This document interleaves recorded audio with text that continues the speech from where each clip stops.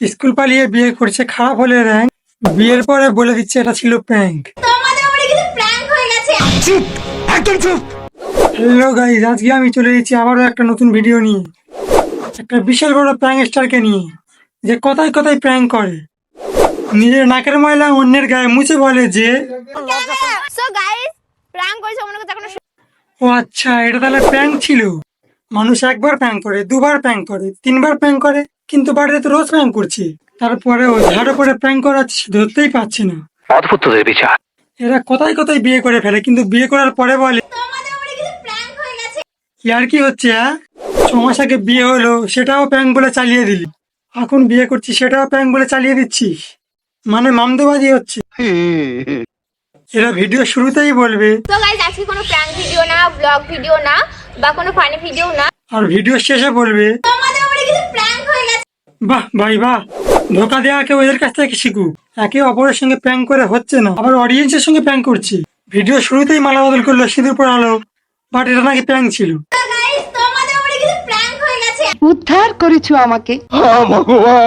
এরা প্র্যাঙ্ক করার জন্য বিয়ে করে নাকি বিয়ে করার জন্য প্র্যাঙ্ক করে, আমি কিছু বুঝতে পারছি না ভাই। আমি কিছুই বুঝতে পারছি না। আর প্র্যাঙ্ক ভিডিও শুরুতে যে নাটকটা করে সেটা একদম সেরা। আমি জানি না আমি ঠিক করছি না ভুল করছি। তুমি ভুল করছো না, আমার মনে হচ্ছে আমি ভুল করছি এই ভিডিওটা দেখে। তো গাইস, আজকে কোনো প্র্যাঙ্ক ভিডিও না, ব্লগ ভিডিও না, বা কোনো ফানি ভিডিও না। তো আজকের ভিডিওটা পাবলিককে গান্ডু বানানোর জন্য বানিয়েছে, তাই তো? ও বাবা, কি অ্যাক্টিং! কথা বলতে গিয়ে মেয়ে আবার কেঁদে ফেলছে।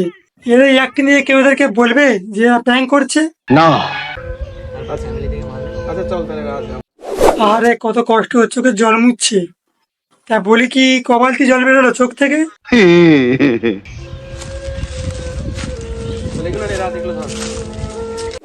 ও অ্যাক্টিং ভাই, অ্যাক্টিং সেই লেভেলের অ্যাক্টিং।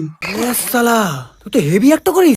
এত চোখের জল ফেলার পরে, মানুষের ইমোশন নিয়ে খেলার পরে যদি বলে তো গাইস, তোমাদের উপরে কিছু প্র্যাঙ্ক হয়ে গেছে। এটা শুনে ঠিক কি করতে ইচ্ছা হচ্ছে। সইতে পারছি না। শুধু এই একবার না, এর আগে ওরা প্র্যাঙ্ক করেছে 6 মাস আগে। আজকে আমরা করতে চলেছি বিয়ে। প্র্যাঙ্কের নাম করে আর কতবার বিয়ে হবে ভাই? একবার একে বিয়ে করে অডিয়েন্সের উপরে প্র্যাঙ্ক করে, আর একবার অন্য আরেকজনের সঙ্গে বিয়ে করে এর উপরে প্র্যাঙ্ক করে। শুধু তাই না, স্কুল থেকে পালিয়ে একে বিয়ে করে নিয়েছে, আবার স্কুল ড্রেস পরে।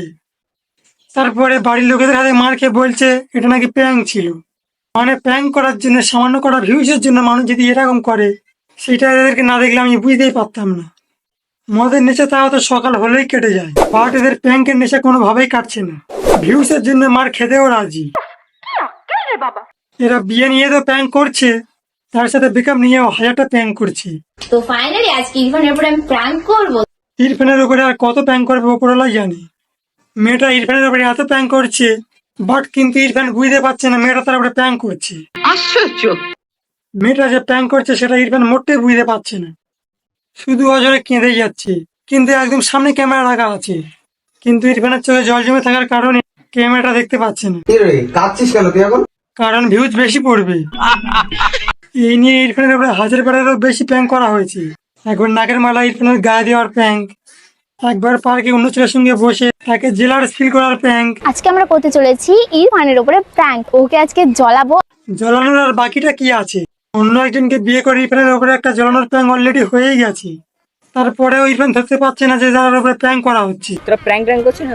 যে প্র্যাঙ্ক করছে তাকে জিজ্ঞেস করছে তুমি প্র্যাঙ্ক করছো না তো? প্র্যাঙ্ক করছিস না তো? মানে এর ঘরে যদি কখনো চোর ঢোকে, তুই চোরটাকে বলবে তুমি চুরি করছো না তো? আরে ও কি তোর উপরে বলেই প্র্যাঙ্ক করবে নাকি? অবশ্যই বলে প্র্যাঙ্ক করে।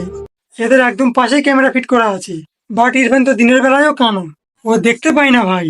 ও ক্যামেরা না খুঁজে আগে জিজ্ঞেস করছে তোরা প্র্যাঙ্ক করছিস না তো? না না, ও কি আর প্র্যাঙ্ক করতে পারে? তোরা নাটক চালিয়ে যায়, অবশ্যই ভালো নাটক হচ্ছে।